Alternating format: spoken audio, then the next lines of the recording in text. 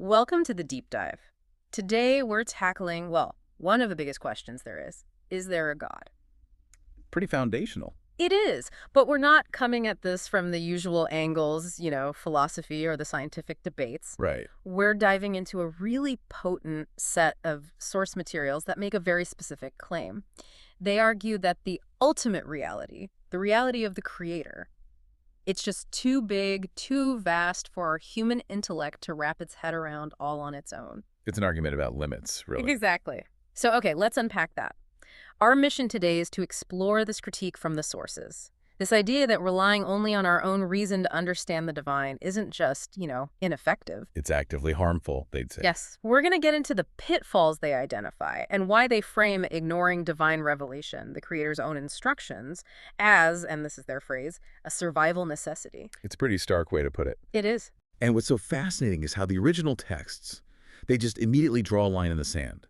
They state right up front that this question of God's nature, it can't be solved only by philosophy or science. So why not? What's the barrier? The barrier is structural. I mean, think about it. Human knowledge is, well, it's man-made. It's finite. Built by us. Built by us, for us.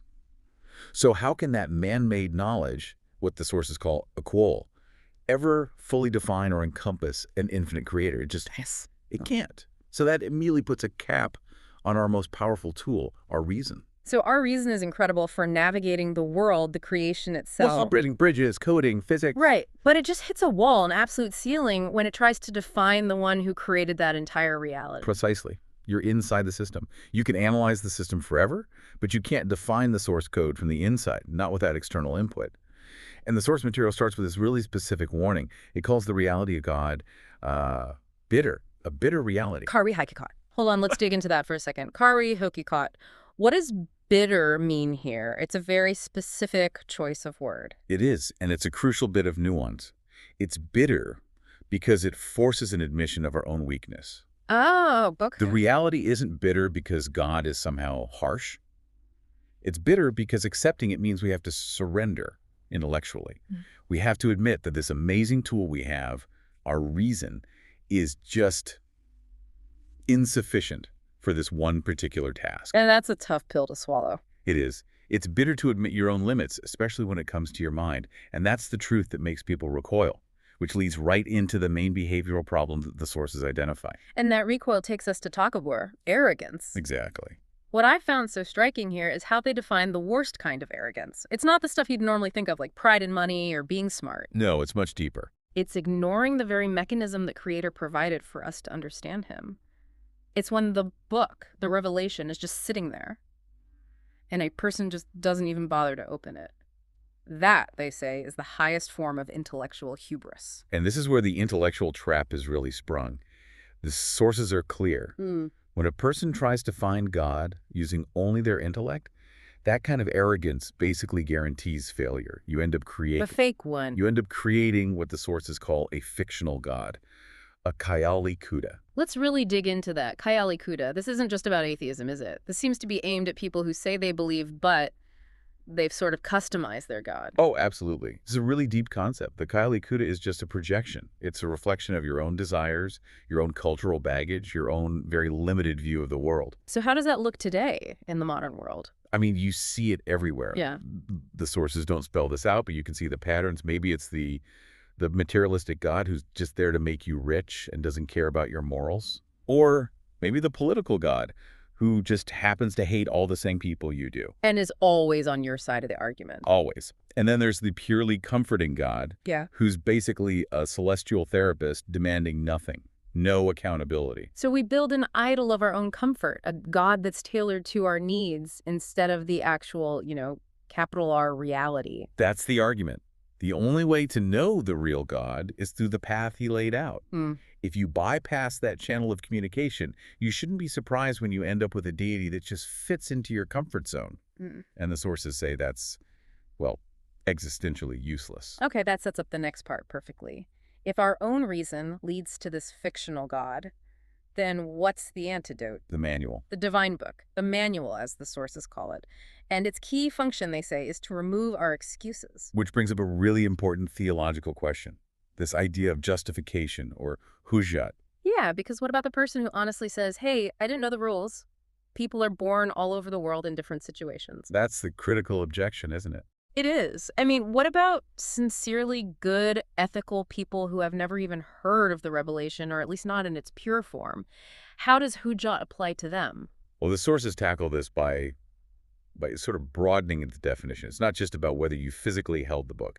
It's about the divine act of communication itself, The sending of the the message. sending of the message. The fact that messengers came, that guidance was provided, that the knowledge was established on earth, Hmm.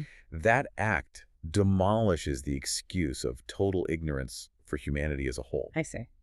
They cite a verse from the Quran, from Surah An-Nisa, saying God sent messengers so that after the messengers, people would have no argument against God, no excuse, no justification. Wow. That's powerful. So the very existence of the manual, the fact that it was sent, that act alone destroys the defensive argument of I didn't know. It does. It completely shifts the burden of responsibility. It's no longer, I couldn't know. It becomes, I chose not to look. And there's a practical outcome to that choice. A huge one.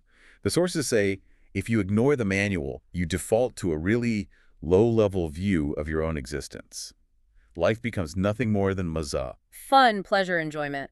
just temporary pleasure. So that short-sighted, almost hedonistic view, it's not necessarily a person being immoral on purpose, it's an intellectual failure. Exactly. It happens because they never bothered to read the instructions from the one who made them. Running on default settings. They've defaulted to the lowest common denominator of human experience because they never accessed the blueprint. Yeah. And that failure to even check the blueprint, that brings us to what the sources call the great crime. It's not some active evil rebellion, it's gaflat. Negligence. Negligence.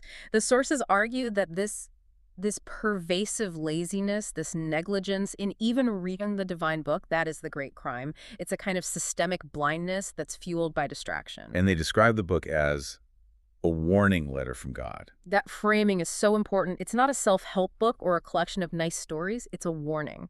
It's critical protocol. And this negligence, this guflan, is defined as a deliberate turning away from the single most critical piece of information you could ever get. And the analogy they use to make this point is just so effective because it's about our own behavior. It really hits home. They say, look, imagine you get a letter from a powerful worldly official, a CEO, a president, some high-ranking authority. Idar, yes. What do? You read it over and over. You analyze every word, every comma. You take it with absolute seriousness because you know there are real, immediate consequences if you ignore it. Of course.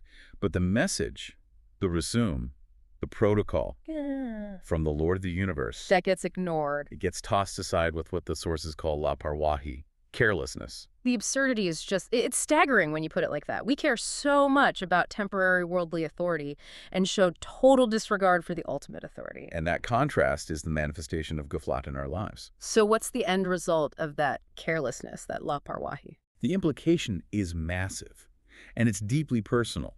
That very carelessness, they argue, becomes the biggest testimony against you on the day of judgment. The person who ignores the book is actively, personally, depriving themselves of the straight path. The sirat-i mustaqim. Yes, and this path wasn't just invented. It's the Milad-i Ibrahim, the original established path.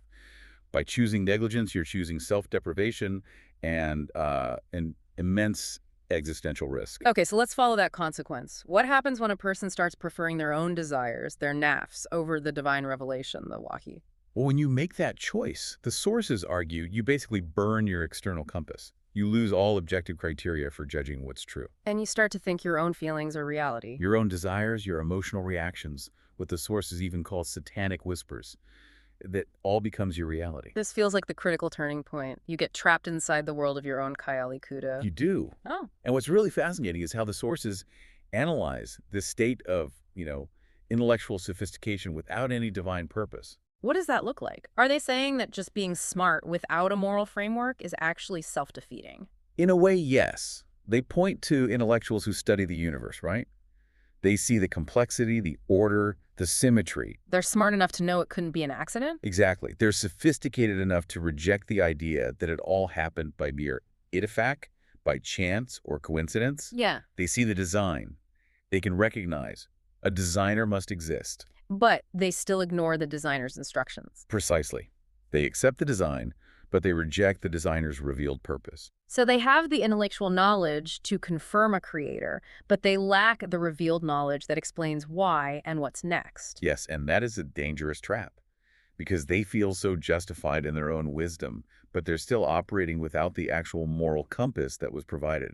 Their own brilliance becomes a barrier to the truth. So what's the bottom line here? Let's tie all of this together. The limits of our reason, the danger of negligence, the loss of the compass. Where does it all lead? It leads to the source's ultimate conclusion. Reading the Quran is not, and they are very explicit about this, it is not just an academic interest, not an ilmi shuk. So it's not a hobby. No, it is defined as a survival necessity. Ah, A bakakizarullah. survival. That's dramatic language. Why survival? Because the stakes are existential. This isn't about having a happier life now or being more peaceful. No. The sources frame this as the necessary guidebook for securing your actual existence in the next reality, the eternal one. If this manual is the only guaranteed map to the straight path, then choosing to ignore it means you are willfully endangering your eternal survival, Which makes the book not just optional reading for the curious. but essential protocol for the accountable. And that brings it all full circle. Yeah. Back to the idea that there will be no justification, no hujjat later on. If the purpose, the rules, the path were all provided, and the great crime of ghaflat was committed by choice, then the accountability is absolute. The limitations of our reason were known. The arrogance of relying only on it was warned against. And the path, they say, was always there. It all comes down to accepting that the Creator knows you better than you know yourself, and that the instruction manual He sent is the most vital document you will ever possess. We started this with the sheer vastness of this topic, and we've ended on this incredibly intense personal responsibility to consult the manual as a matter of survival. We've covered the limits of reason, the danger of building a self-created god, the Kayali Kuda. And the gravity of negligence, kaflat, and how it just destroys our ability to see clearly. The sources make a really compelling case that ignorance isn't just a passive state. It's an active choice, one that results in the greatest possible self-harm. So, to leave you with one last provocative thought, and this comes directly from the source material, we've established that ghaflat, this negligence, is a kind of intellectual blindness that's fueled by distraction. Constant distraction. The source then asks, are today's social and educational systems, which are so focused on consumerism, on convenience, on immediate pleasure above everything else, are they almost intentionally designed to bury our consciousness in that distraction? It raises a really important question for all of us. Is modern society, maybe inadvertently, maybe not, is it actively encouraging the creation of the Kayali Kuda on a mass scale by making us value our own immediate gratification over consulting what might be an existential necessity, something for you to mull over?